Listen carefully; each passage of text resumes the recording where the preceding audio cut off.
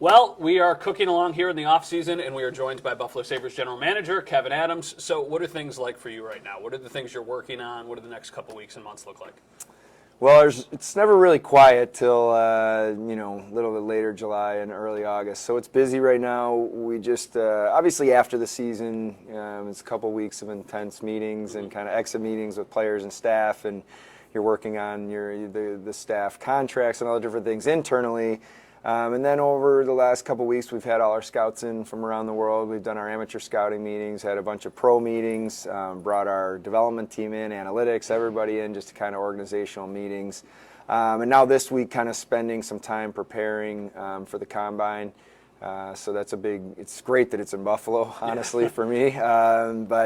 So everybody in the NHL is here, so I have a number of meetings set up with agents and other general managers just talking about different things. So it's a busy time, and I said to our staff last week, the next 6-7 weeks are a little bit of a blur the way it works, just as we run right into getting closer to the draft, and then from the draft to free agency to development camp. But it's exciting. There's a great opportunity for our organization here this summer. I want to start with Rochester because obviously, so we're recording this, they're about to play Game 5. We don't exactly know what's going to happen. But just your general thoughts on the steps that they made this year, and more specifically, some of the younger guys who really does seem like have a bright future here with the Sabres. Yeah, I mean, I'm incredibly proud of the job that Seth Appert and Mike Weber and Michael Peterka and just the whole staff there have done with this group. It's been we're really young here in Buffalo. Everybody talks about it all the year, but we're very young in Rochester as well. And I go back 3 years ago when I got the job and ended up hiring Seth Appert. One of the things that I talked to him a lot about is I really wanted a culture of players coming to the rink and figuring out ways to get better every day, and that mindset of okay, what am I going to do today that's going to help me take a step closer to the NHL? And I told him we were going to go with younger players, we were going to build our prospect pipeline, and we had to develop those players, and he's been tremendous at doing that as a coach. So to see the growth individually from players is exciting, but now to be in the conference finals and play the way they have, and obviously I've been at the games and seeing sold-out crowds, it's great to see. And we have a good blend there of really young players that are talented and great prospects with some veterans that kind of round out the group and give them experience. Last year, I know there's a whole team, but everybody here in Buffalo, they're probably zeroing in on Quinn and Peterka. And then we saw the natural step that they took last season with you guys here in Buffalo. This year it's Kulik. What have you made of his game, especially for somebody who was 18 and literally just turns 19? What have you seen from him?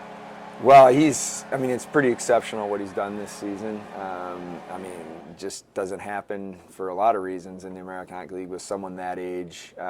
But his game has matured. We knew as when we drafted him that we were getting a pretty special talent in terms of his offensive ability. What you're seeing, I liken it a little bit to what we saw to J.J. Peterka last year, where the evolution of his game went from, trying to figure out, how to be a pro every day and what things do I have to do to create more scoring chances at the pro level, because they're so talented and they can shoot the puck and the puck will go in the net if they're doing the right things. So he's just continued to get better and grow throughout the year. He's competitive, he's strong. To be that age and do what he's done is pretty exciting for us as an organization, for sure. Obviously, I ask about Kulik first, and I don't mean to disrespect him, but Rosen might be like the most overlooked first-round pick, at least from the fan base. Everybody's talking about all the other guys.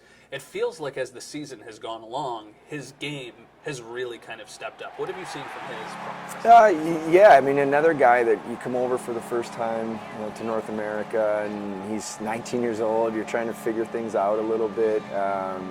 But what I've noticed out of him, well, first of all, he's just physically stronger and bigger than he was even at training camp, which is a credit to his work ethic and also to Nick Craven, what he's done in the strength conditioning side to help him.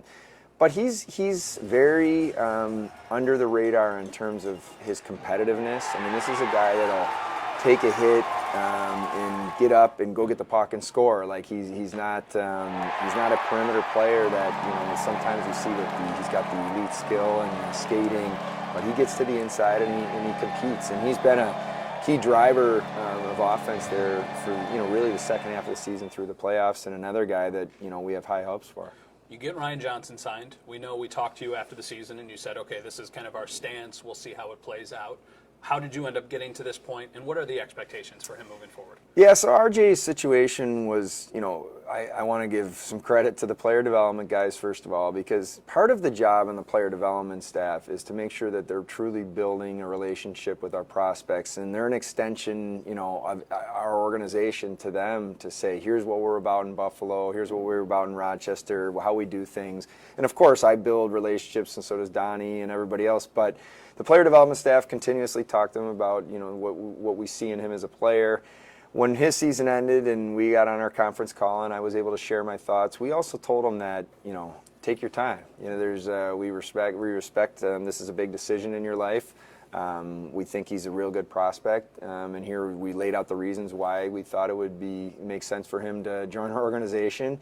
And then he took his time and ultimately came to a decision that you saw last week. And that's exciting for us. We feel that we're adding a player that good puck mover, good skater. I was just talking to him the other night in Rochester. He's gotten a lot bigger and stronger since he was 18 years old, which is normal. Yeah. But he's now a solid kid. He's over 6'1". He's bigger, he's stronger, he's ready for pro hockey. And we just see him as a guy that we'll take our time with, get him in the organization, and when we think he's ready, he'll be here. The sample size, of course, is small with Savoy, but I sit there and I'll watch games from the WHL, and then the talent is there.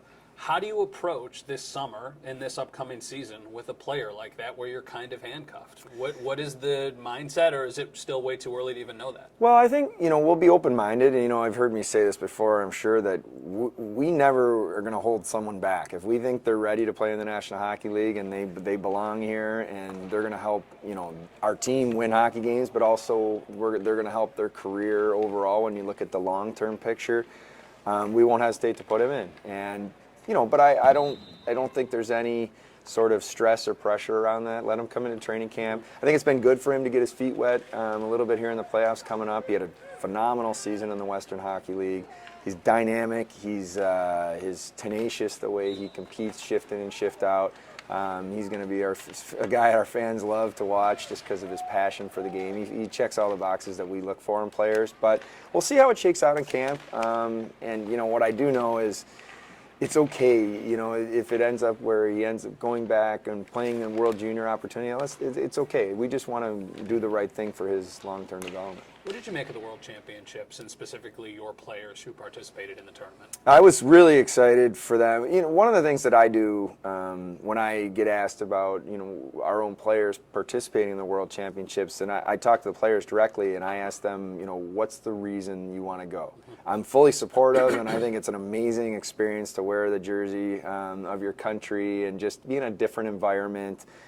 But what's the real reason you're going? Are you looking to, Dylan Cousins 2 years ago was, I want to go there and get my scoring touch. And so I love the answers our guys gave me, the different players that played. But ultimately, for those guys, the passion they have for the game, the love they have for the game, and then to go over there and get a different experience, I think for all of them that went, they benefited in different ways. And, I think they'll carry that into next season. We saw the massive step from Dylan, and it ultimately helps earn him a contract extension. Two of those guys are Peterka and Quinn. Peterka, a really, really impressive tournament.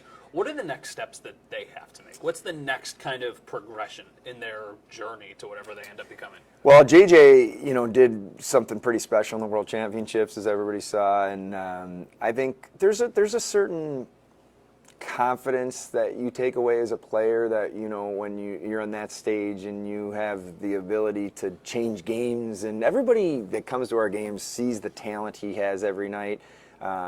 He's elite in his skating and his shot and his puck skills. So JJ, is like any young player, just needs to kind of mature in terms of his habits throughout the game and attention to detail at times. But we feel that JJ, sky's the limit on what he ultimately can become, and I think he's right on the cusp of it taking off offensively, but also the defensive side of the game and how he's learned and progressed. And Jack Quinn is a little bit different. Jack, he's such a intelligent player. He reads the game so well. You saw at the end of the season here in Buffalo, he was killing a lot of penalties. He was been trusted in all situations.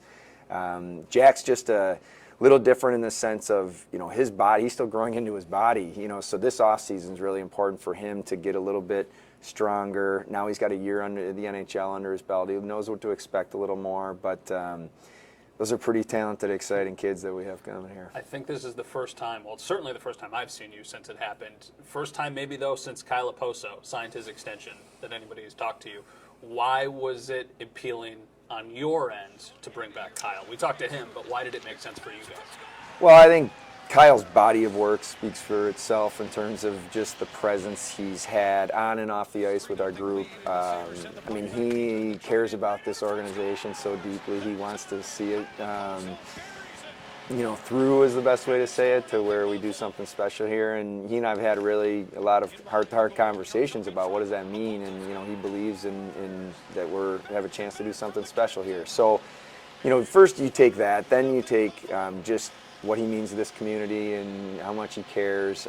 He's the ideal captain for us, and he's such a presence in our locker room, at the exit meetings.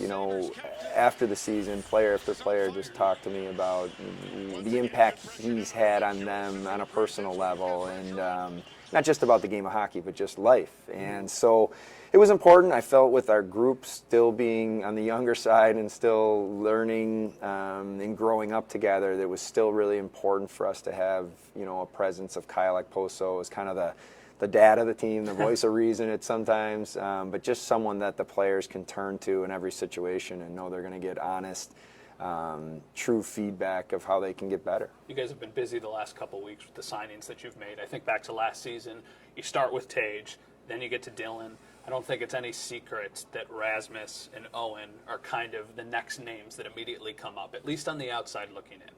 What are your plans, and are those conversations already happening, kind of with those two guys specifically? Well, yeah, it goes to a little bit of, I've spoken to this before, when you're identifying the core group that we have here in Buffalo, a lot goes into that. Who is that? And it's evolving over time, but what makes someone, is it just what they do on the ice, off the ice? It's everything. Well, Owen Power and Rasmus Dahlin, fit that to a T. They're elite players. They're young. They have the ability to really grow with this franchise over time. And so, I've made it clear to their representatives that these are important decisions for us moving forward. We'd love to have conversations, which we have, and we'll continue to have in the offseason. Obviously, there's rules around when you can get things done, but we'll be proactive. We'll do everything we can to get those done. You say it all the time. You want guys who want to be Sabres. Are those guys not who want to be Sabres, that kind of exemplify what it means to be a Sabre? And it's the perfect way to say it. And when I talked to both of those players at the end of the season, individually, I asked him that. I said, this is something special that we're working towards building here. Is this where do you see yourself, over time? And both of them just, this is where I want to be, and I love this organization, I love the city. So that's a great place to start. But yeah, they're everything that we're working towards, and the type of people you want in your locker room. So a month and a half ago, you guys wrap up. You missed by a point, and we talked about that. As you've watched the playoffs play out, as you've watched the teams that have advanced, is there any self-scouting that happens? Is there anything that's like, okay, that's something we need to address in the short term and in the long term? Yeah, that's a great question. You always learn. I think what you do see in the playoffs is the fine line of winning and losing, and it could be one play here, one penalty there, one save there, just a goal here or there that swings a whole series, quite honestly. I always go back to competitiveness. Certain systems work great. Other types of systems work great. At the end of the day, the puck's in the corner, and it's ultra competitive to who's going to get the puck, and that's what you see in the playoffs. Puck battle after puck battle. The teams that are hungry then can keep the puck, end up possessing it over time over the course of the series, start to wear the other one down. So those are all the things that I look for, but. You know what? It's a time of year we want to be playing hockey, and we certainly hope to be next year. When you look at finishing a point behind Florida and now watching Florida play in the Stanley Cup, is it frustration or is it motivation, realizing how close you are? I would say more motivation. Of course, right after the season, you're still emotional in terms of you think back on a point here, a point there, a November game, and honestly though, Matt, part of why that is so important, what our group went through, is because Donnie and I could talk to the team a lot about that. Hey, these are the things, but they went through it. They felt it. They understand the difference of what those words might mean compared to if you're not in that type of race. So, motivation for sure. And I think the other point that our players, I know they feel is teams are so good. Once you get in, anything can happen in any series. And look, no more example than what's going on with Florida right now. And so it gives our guys motivation for sure. As we're watching this play out, there are two very high-profile players on each of those teams that obviously have connections to this organization.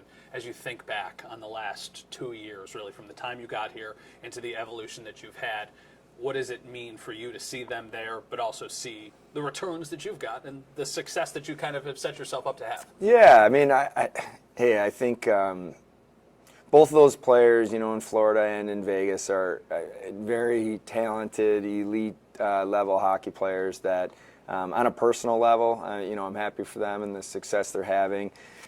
For me, a lot goes into building a team, and sometimes it's timing, sometimes where your organization's at, where certain players are at in their career.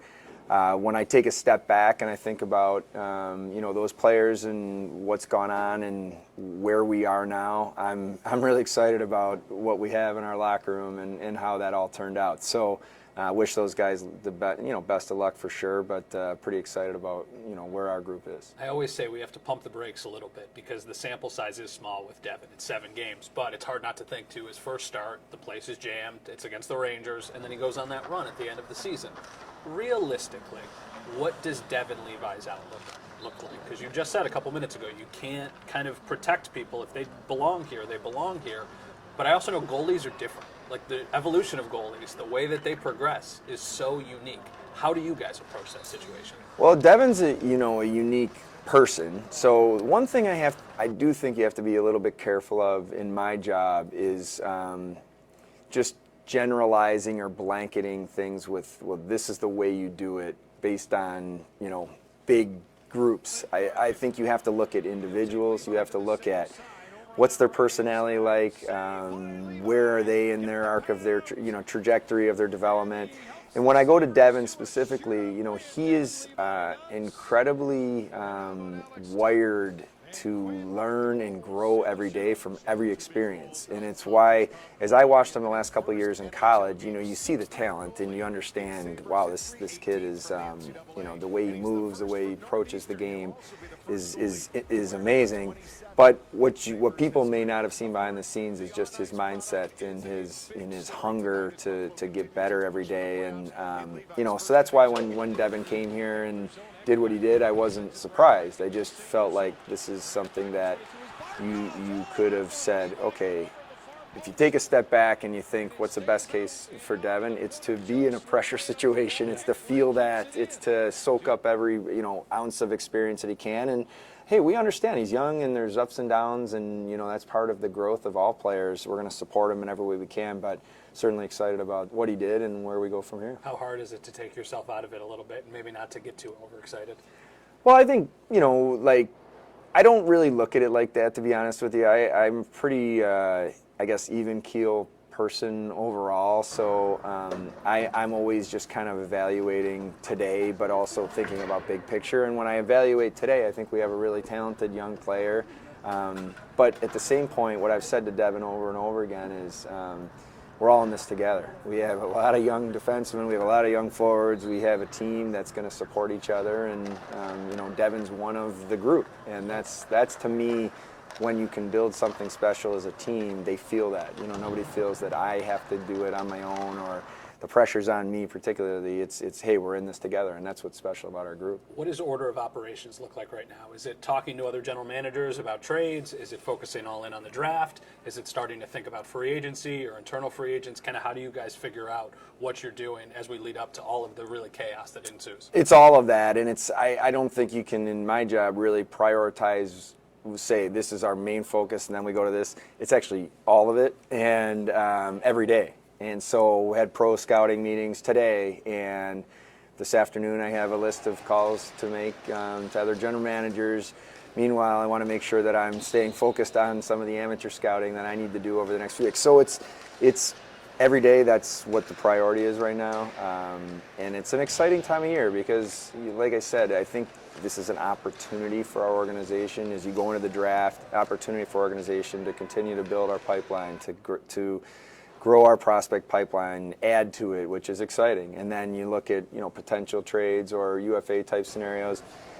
We think there'll be opportunities to improve our roster. And you go into the off season with a wish list, I guess is the best way to say it.